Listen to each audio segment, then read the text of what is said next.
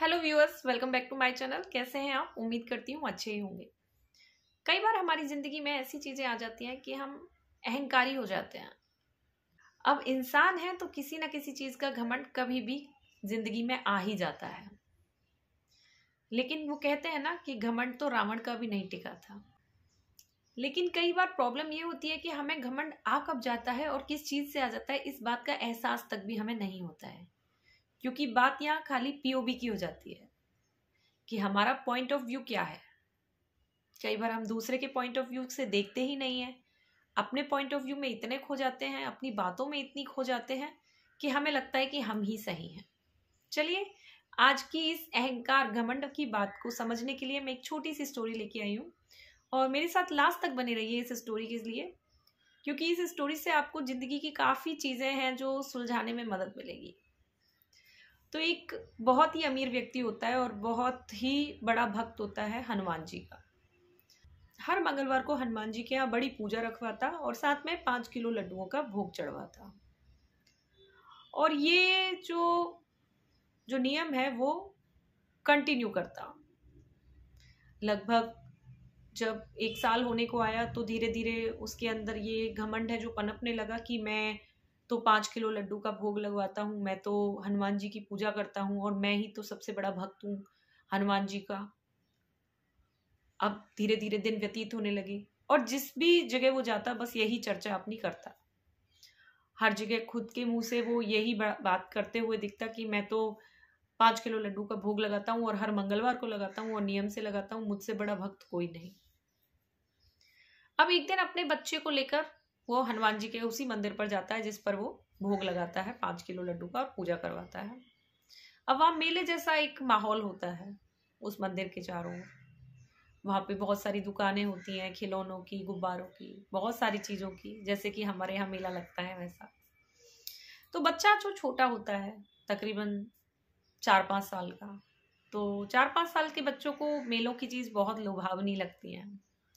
तो जब वो गुब्बारे देखता है तो गुब्बारे के लिए रोने लगता है।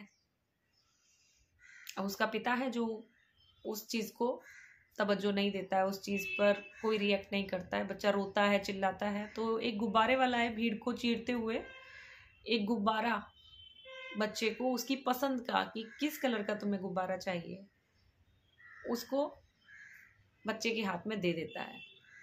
अब बच्चे का रोना तो चुप हो जाता है, लेकिन उसके पिता का भड़कना शुरू हो जाता है और कहीं ना कहीं गुब्बारे वाले के ऊपर भड़क उठता है उसका पिता कि तुम गुब्बारे वाले ऐसा ही करते हो, जहां बच्चे रोते हुए, चीखते हुए, चिल्लाते हुए तुम्हें दिखते हैं, वहीं पर अपना कमाने के लिए तुम आ जाते हो और गुब्बारा है जो बच्चों को टिका देते हो और उनके पेरेंट्स से पैसे ऐंठ लेते हो और गुब्बारों के दाम भी तुम डबल लगाते हो। इस तरह की भाषा में थोड़ा रूडली जो है गुब्बारे वाले के साथ बात करता है। तभी गुब्बारे वाला है जो बहुत ही विनम्रता के साथ उनको रोकता है और बोलता है, देखिए, मुझे आपसे पैसे नहीं चाहिए, मैं यहाँ गुब्बारे बेचने नहीं आया हूँ, मैं यहाँ हर मंगलवार को 100 गुब्बारे बच्चों में बांटने आता हूँ। जब बच्चों के मुंह पे प्रसन्नता देखता हूँ तो मुझे लगता है कि मेरे भगवान भी खुश हो गए हैं। ये बात सुनकर बच्चे का पिता सन्न रह जाता है और एक अजीब सी घटना गुब्बारे वाले के साथ भी होती है। गुब्बारे वाले के पास 100 गुब्बारे का ही गुब्बारे होते हैं और बहुत सारे बच्चों को वो गुब्बारे दे चुका होता है, लेकिन वो जितने ज्यादा गुब्बारे कम करता जाता है उसके ठेले पर उतने ही ज्यादा गुब्बारे हैं जो बढ़ते ही जा रहे थे। ये देखकर गुब्बारे वाला भी अचंभित था। फिर बच्चे के बाप को जो 5 किलो लड्डू बांटता था उसको समझ में आया कि भगवान दिखावे से प्रसन्न नहीं होते हैं, भगवान सच्ची हृदयता से, सच्चे दान से प्रसन्न होते हैं। आज गुब्बारे वाले को भगवान ने जो चमत्कार, जो दर्शन दिए हैं, वो गुब्बारे वाले की उदारता के लिए दिए हैं, क्योंकि गुब्बारे वाले का तो रोजी रोटी ही यही थी जिसमें कि वो पूरी भक्ति के साथ एक दिन अपनी रोजी रोटी को भगवान के लिए, वो भी बिना कुछ अहंकार के, बिना किसी घमंड के दान करता था। सब बच्चों के लिए एक एक गुब्बारा देता था।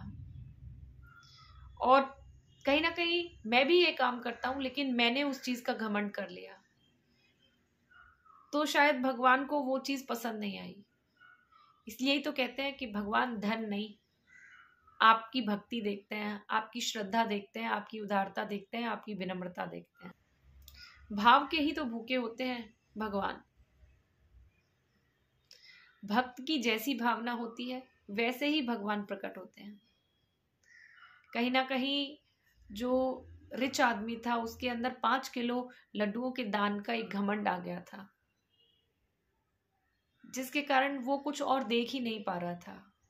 उसके अंदर का जो भाव था वो खत्म हो गया था। उसके अंदर एकमात्र एक ये अहंकार आ गया था कि मैं इस काम को बस मैं ही करता हूँ, मैं 5 किलो लड्डुओं का भोग लगाता हूँ। जैसे ही उसको अपनी गलती का एहसास हुआ, उसने अपने कान पकड़े और भगवान से अपने कार्य की क्षमा मांगी। तो इस कहानी से हमको क्या सीख मिलती है? इस कहानी से हमें सीख मिलती है भाव बड़ा होना चाहिए। दान छोटा हो या बड़ा, कोई महत्व नहीं रखता,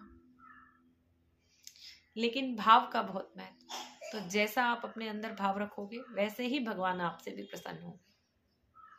जय श्री राम। आज की कहानी यहीं खत्म करती हूँ। उम्मीद करती हूँ आपको इस प्रेरणादायक स्टोरी से कुछ ना कुछ सीखने को जरूर मिला होगा।